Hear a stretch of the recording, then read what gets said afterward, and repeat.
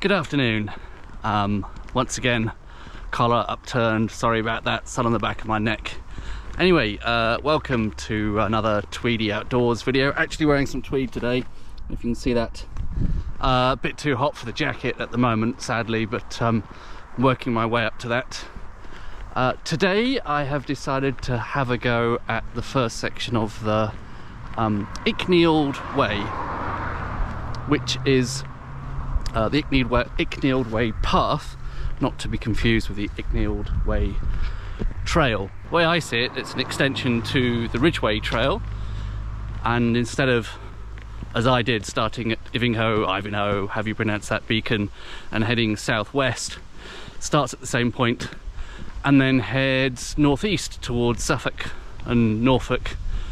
I'm going to give that a go today, do maybe the first day's worth of walking, see how I get on. It's a bit of a late start, I couldn't quite decide what I wanted to do today, so it is now around 4 PM. I started from Tring station, not yet on the Icknield Way Path. First of all, I need to get to Ivinghoe, however you call it, Beacon, which actually means following a section of the RIdgeway. Isn't this lovely?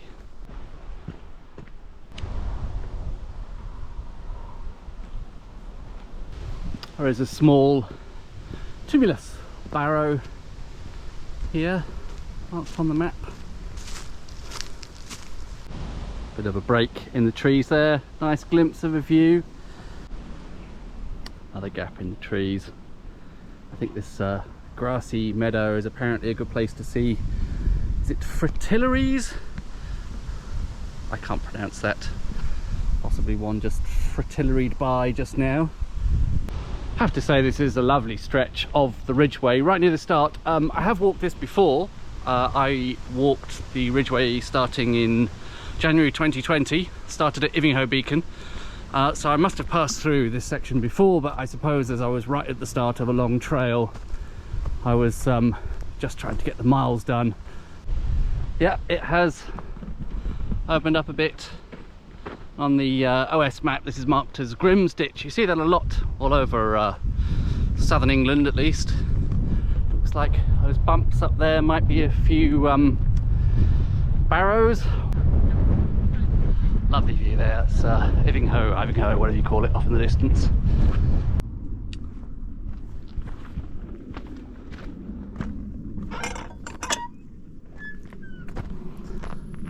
Getting closer. Ivinghoe, Ivinghoe, Beacon.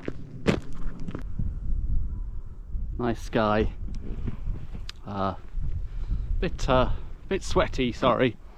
Walking through a field, glorious silvery clouds. Bit naughty. Wow, mostly hit the jackpot. I know these chalky paths well. The final ascent to Ivinghoe. I'm just going to call it Ivinghoe, okay? It's probably wrong. Beacon.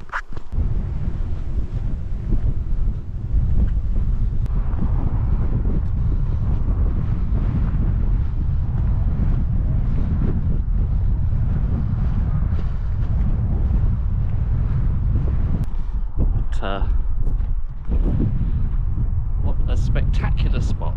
Love it here. Fourth time, maybe. Okay. Well, I guess that's the first sign for the Icknield Way. It's time for my stupid trying to point at things scenes. That over there, hopefully you can see a white lion on the opposite hillside. I assume that is the slopes of Whipsnade Zoo, and I think the Icknield Way all sort of skirt around the outside of Whipsnade Zoo, so that's Also kind of familiar territory. Sorry about the plane noise overhead. Do be quiet, please. I'm trying to do a YouTube video here. Yes, I was saying, it is 5:30 already. There are less than 3 hours to go until sunset. Perhaps an hour of useful light at best after that. So I was hoping to try and get to somewhere in the vicinity of Luton and then try and find a place to wild camp and then get up early the next morning and walk the rest of the way into Luton. Doesn't sound very exciting.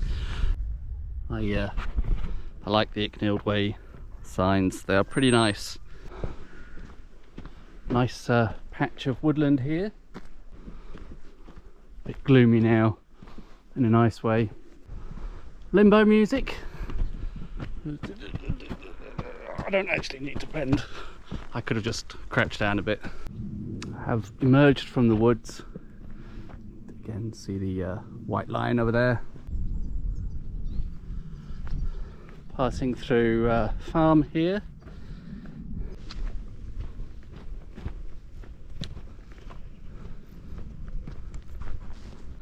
This, according to the OS map, is Hog Hall Lane. It sounds like something out of Wind in the Willows. That is Hog Hall behind me. It doesn't look very, I'd imagine a sort of ancient pile. It looks pretty modern to me, but maybe they rebuilt it. Fairly comprehensive Icknield Way sign there. And I'm just coming into Dagnol. What a pretty frontage. Lovely, lovely hanging baskets. Cheers. Quick pit stop at the Red Lion Dagnol. The grapevine. Okay. Leaving Dagnol now after that hub stop. Heading up to Whipsnade. So here the Icknield Way crosses. Looks like straight across a golf course. Whipsnade golf course, I believe. You can hear the hubbub from the clubhouse. Don't know if you can see that behind me. A bit weird. Not exactly feeling immersed in the wilderness at the moment. This golf course, but hopefully it will be over soon. It's slightly better. There's an avenue of trees to hide from the banal greenery of the golf course. Right, leaving the golf course now. Perhaps I doth protest too much. It was all right. I mean, you know, nice, easy walking on the turf, and the path through it, the footpath through it, was well signposted. So, you know, unfair of me probably to complain. I guess, you know, everyone has to have a hobby. Keeps them all off the streets, doesn't it? Now then, I think this unusually high fence for a bit of countryside marks the edge of Whipsnade Zoo. We're in a funny corner of it here. I don't know if there's much to see there exactly, but I'll come back to you if we get any glimpses of elephants and so forth. Some camels. Well, you'd be able to see them if this thing had a zoom and I wasn't pointing directly into the sun. But trust me, there are some camels over there. The two hump ones. Oh, I can never remember which way around this is. Is that Bactrian or is that dromedary? One of the two. You know what I mean. You all know all about camels. The Icknield Way seems to be taking me away from the perimeter fence of Whipsnade Zoo, so maybe that tiny glimpse of camels might be a lot. Oh well. I mean, you know, obviously if you wanted to see camels, just go to the zoo or Egypt, or look for YouTube videos on camels. I'll stick one up there or whichever way around it. You know, if I find a good camel video, I'll link it. Maybe a baby monkey riding backwards on a camel. something like that. Nice gloomy tree lined / covered lane here. Some interesting on a walk when you suddenly arrive at somewhere that you recognise. This is the village green in the village of Whipsnade, which is, as you'd expect, right next door to the zoo. It's just over there, the entrance. Can't quite see it from here. Driven past here a couple of times. The green, which is looking more brown at the moment. Whipsnade Tree Cathedral. Kind of interested to see what that turns out to be. Well, I've obviously timed it quite well for that little avenue of trees to have that bit of golden light shining down through it. The Icknield Way actually kind of skirts around to the side of Whipsnade Tree Cathedral, and majestic and wonderful though I'm sure it is, given the lack of time I have now until sunset. I think I may actually come back another time. The sun is pretty low in the sky now. This nice grassy meadow to walk through. You see the light at the end of the tunnel there. I can't point at it. That's quite a nice effect. I hope that comes out on camera. I'm emerging from this shady path, tree lined on both sides, onto this wide open, is it a down? It's just a hillside, I don't know. Got the sun there to greet me. Lovely. What a lovely spot. Sorry about the dodgy camera work. What a lovely spot to emerge onto. Are we looking back to Ivinghoe beacon over there? It's a pretty good vista from here. The sunset happening right in the middle of it. Oh look, a bench. Don't mind if I do. Ah.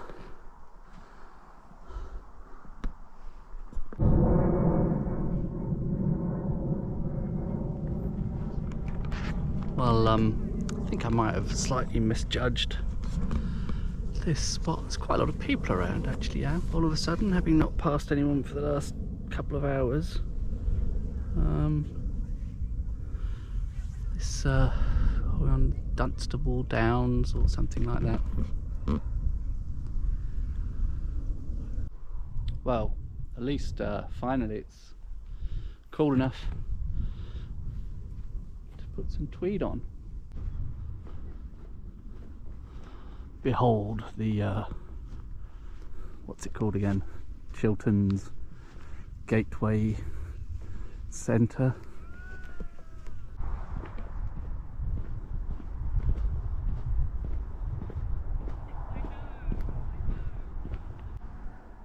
Well, I don't know if you can see me in what's left of the light, but yeah, everywhere around here does seem to be surprisingly busy. A lot of people around. So I found a spot where there are 5 barrows, and I'm gonna have a glass of wine now. I think this is if you can see that, obviously not a bottle. I did give in and cheat this time and decant it. Maybe I will cut to a short informational video explaining the weight benefits of this thing, ugly though it is. Okay, this is the wine I'm going to take along today. See, what does that come to? 1,384. If you add on my wine prongs, 1.5 kilos. Whereas now opened and decanted into the funny platypus bag thing. 776. I hope you found that interesting. So anyway, enough babbling, time for a glass of wine. This is Gevrey Chambertin something or other, can't remember. It will have been in the short informational video clip just now. Still just about last few glimmers of light. The whatever the Gevrey Chambertin is very nice, very fruity, a lot of berry character. New heights of spectacularly bad Tweedy Outdoors camera work / lighting. Head torch just there trying to illuminate this real Turmat. Is it Turmat? I think this is a Norwegian brand, isn't it? Which I've heard good things about but have yet to try for myself. This is their I think it's a red curry, Thai red curry, but I will give it a taste and we will find out. Just give you a quick taste test of the real Turmat Thai red curry. There's a fair amount of texture in there. I hope it's meant to have that sort of texture. Interesting. Flavour's good at least. Oh, you can't see me. It's too dark. Oh, now that's just hideous. I tell you what, the more I have of the real Turmat, the more I think I feel I should be telling ghost stories with this weird lighting. I'm not sure it really tasted like a Thai red curry. I don't know what it tasted like, but it was good. Whatever it was, actually quite nice. For as long as I dare keep the light on, I suspect I'm kind of attracting attention to myself here on the top of a hill. I would like to do a quick shout out. One of my other absolute favourite YouTubers is Billy of Off Camping. I don't know exactly where Billy lives, but I think he's somewhere in not far off the A303. It seems to feature in a lot of his videos. And you know, near the A303 there is some beautiful open countryside, and yet Billy goes out of his way to camp on roundabouts and in, I don't know, hotel car parks. And to begin with, I was watching his videos with a kind of sense of incredulity of kind of, why would you do that? And after a while I completely get it. Those sort of forgotten spaces. Just today I was looking at where the M40 crosses the M25, and I thought, wow, I mean, there's these sort of magical islands that are completely inaccessible, cut off by the M40 and M25. And you know, roundabouts, I guess, are a similar kind of thing. They're these sort of bits of wild space that no one ever really gets to see. Yeah, I really enjoy Billy's videos. Deep frying in the middle of a roundabout on a camping stove. Amazing, really inspiring videos. Off Camping is the channel. If you're not already subscribed, I strongly suggest. I have a bit of a runny nose, I apologise. That is home for the night, hopefully, on top of one of these barrows here. I hope that's not disrespectful. It just happens to be a bit of flat land, yes, just a bivvy tonight, no tarp. Yeah, I think that's pretty much me done for the night. Scary ghost stories time. So I will say good night, and I will see you at some ridiculously unsociable hour in the morning, I suspect.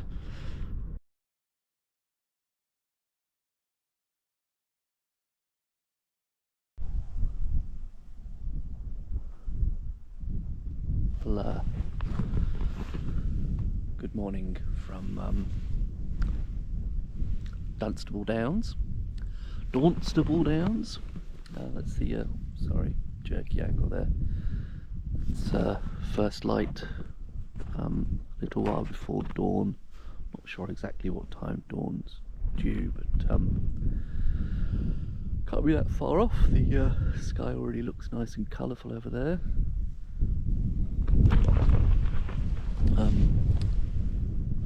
Can't say that was a great night's sleep at all. Never really seemed to completely quieten down here. There were always voices off in the distance somewhere, but hey ho. From here, I think I have a couple of hours to walk to get to Luton station, but the first train isn't until 8 something, so I still have plenty of time. So yeah, I guess I will pack up my stuff, perhaps have some sort of rudimentary breakfast, and then have a delightful walk through Dunstable and Luton. Right, all packed up, and no trace left. That is a twig, isn't it? Good. The sunrise is coming on over there, looking quite nice. I look a bit ridiculous, I imagine. Bag feels wonderfully light this morning, I guess thanks to I drank most of my water, plus the wine, plus not that the real Turmat Red Thai Curry really weighed very much, 100 and something grams, but anyway, eaten the food, drank the drinks. So yeah, it is now 5 something. I guess this is pretty much around dawn now. This must be don't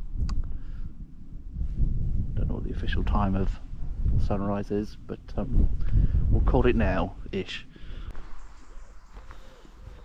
Down the bottom of the hill there, and it pretty much turns into the town park. Yeah, sunrise is pretty nice now. Lovely pink sky over there. It's just a shame I don't have a bit more of an evocative setting to be in to show it to you.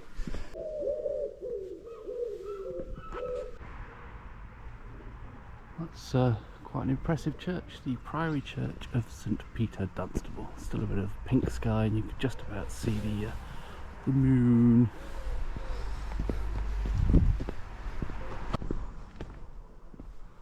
Guided buses only. Always find that crackle of pylons a bit unnerving.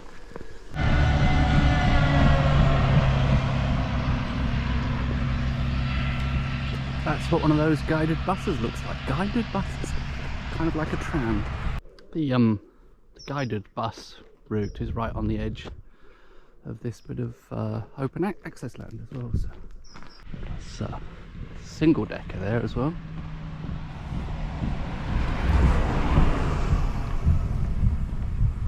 Perhaps I'm just a bit sleep deprived, but I'm finding this quite surreal, this strange world I find myself in Dunstable and Luton, of guided buses. Hello, scabious old friend. Now crossing over the M1. Isn't that exciting? Right, I have made it to Luton station. Quite a lot of time to spare. I think my train is something like 8:36. Just over an hour. I'll see if I can find anywhere open for breakfast in Luton on a Sunday morning. Don't hold out much hope this time of day. But anyway, sorry it's not exactly a sweeping landscape with a beautiful sunrise or sunset or whatever to say goodbye from, but thanks very much for watching, and I'll see you on the next one.